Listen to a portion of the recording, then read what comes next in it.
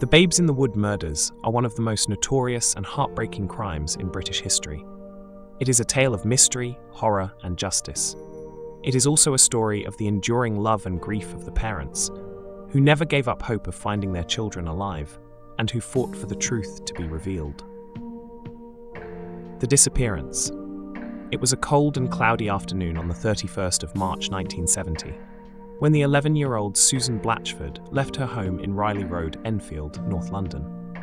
It was 4:30 p.m, and she was going to call at the home of her school friend, Gary Hanlon, aged 12, who lived in nearby Marilyn Avenue. Gary's mother, Beryl, answered the door, and according to her, Susan simply asked the question, "Is Gary there?" Shortly after her son joined his friend outside the front door, he asked his mother for permission to join his friend for a walk. His mother agreed, upon the promise he would return in 1 hour for dinner. The two are known to have walked down Marilyn Avenue hand in hand, with Gary holding his football beneath one arm. The final verifiable sighting of Susan and Gary occurred at approximately 5:30 p.m. On this occasion, the two were seen walking across a nearby field. No known subsequent sightings of the two were reported to police. They were never seen again. When the children didn't arrive home at the agreed time for dinner, missing person reports were filed by both sets of parents at Ponders End Police Station at approximately 8 p.m. the same evening. The investigation. The night the children went missing, the temperature fell below freezing. Gary's parents, Frank Hanlon, a painter and decorator, and his wife Beryl, sat up all night waiting for their son's return. In a nearby street, Susan's parents, Lionel Blatchford, a laboratory assistant, and his wife Muriel were also waiting in vain. The following day it snowed, and the Metropolitan Police launched an intense search to locate the children. This operation was headed by Detective Chief Superintendent Leonard Nipper Reed, the man who brought the craze to justice. And at its peak, 600 officers were assigned full-time to the case. They interviewed 15,000 people and searched more than 4,000 homes. The mystery of the missing children haunted the town. No one knew where they had gone or why they had left. Some people speculated that the children had run away together.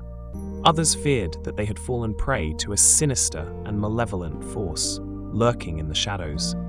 But the police had no clues, no leads, and no evidence. There was nothing to suggest that the children had been kidnapped or harmed. They had simply vanished. The freezing temperatures on the night of their disappearance led police to believe that they died from exposure. The search for the children was hampered by several false leads and hoaxes.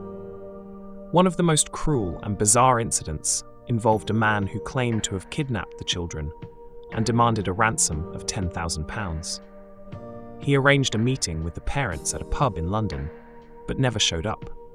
He was later identified as a mentally ill man named John O'Grady, who was arrested and sent to a psychiatric hospital.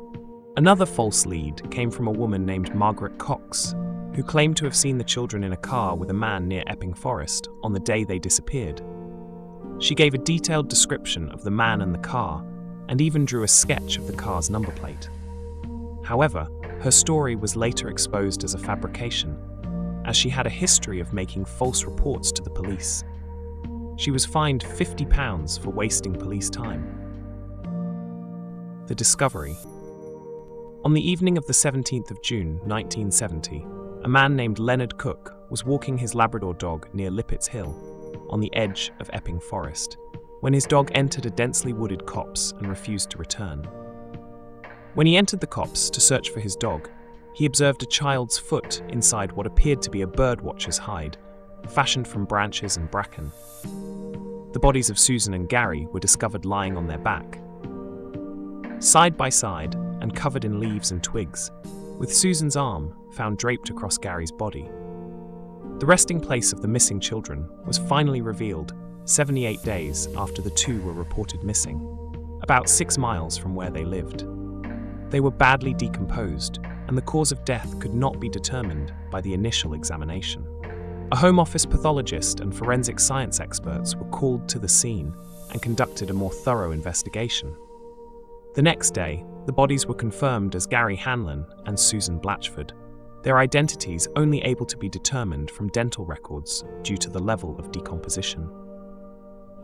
The inquest in September ended with an open verdict because scientific tests at the time could not tell if the pair had died from exposure or foul play. Although some of Susan's clothes were missing, the coroner, Charles Clark, said it was possible that a wild animal, which had evidently extensively attacked both bodies, could have removed them. However, the clothing of each child strongly indicated that both had been redressed after their deaths, leading both sets of parents and several police officers to strongly suspect they had not died of natural causes. They believed that the children had been murdered and demanded a full inquiry. Unfortunately, despite the best efforts of Superintendent Reed, he was told that no financial or physical resources could be provided for a case of murder that he could not even prove had been committed. In time, the case went cold. The confession. Ronald Harper was born in August 1938.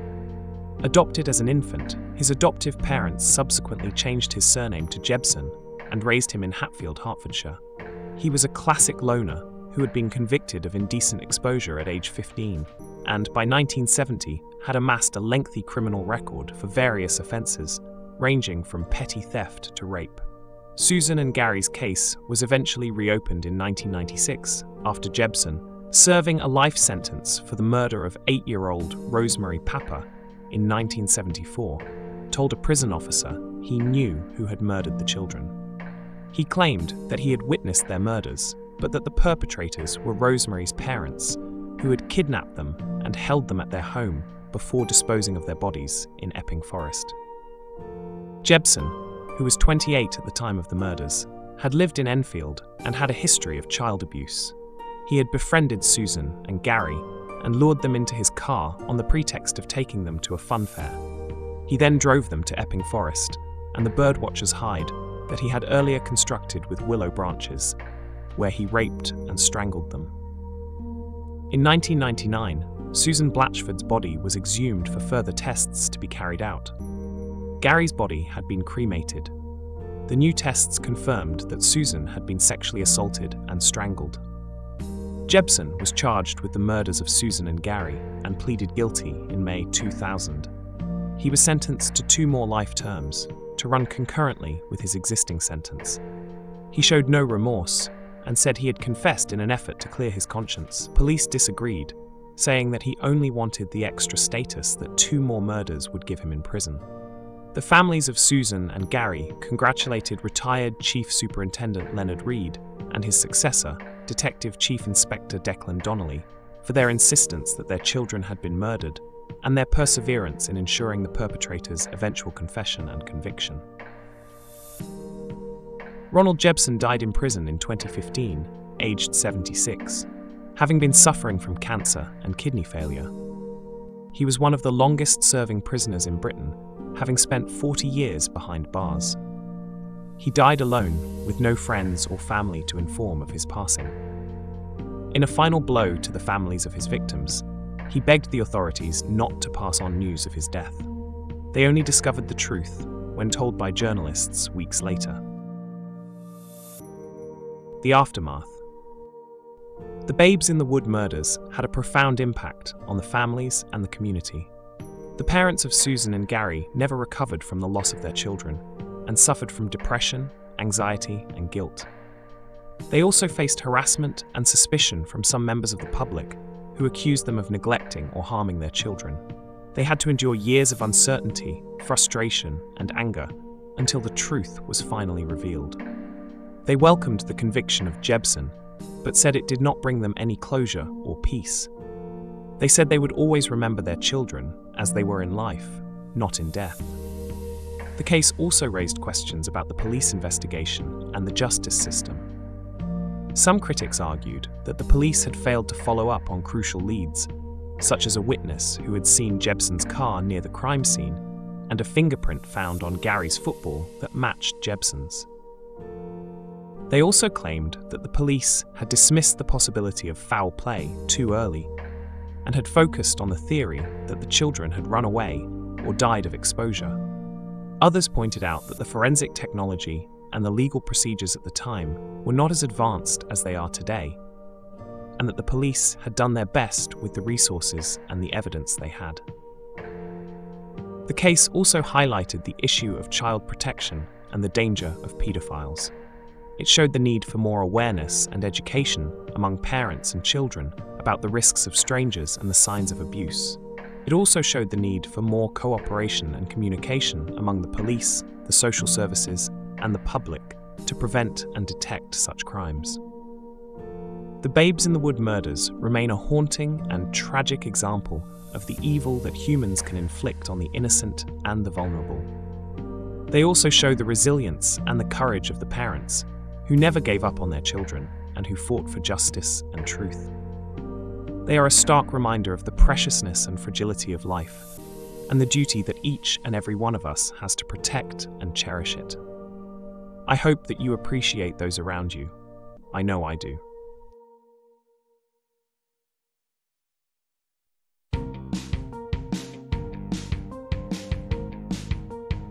Hi, I'm Simon. Thanks so much for watching. If you enjoyed or learned anything about what you've just seen, then please like us and hit that subscribe button. We're just getting started, so you'd be doing us a huge favor. It really helps out a small channel like this one. I hope we earned your subscription today, but if we didn't, I promise we'll keep making great videos until we do. Join us next time when together we'll once again enter the darkness.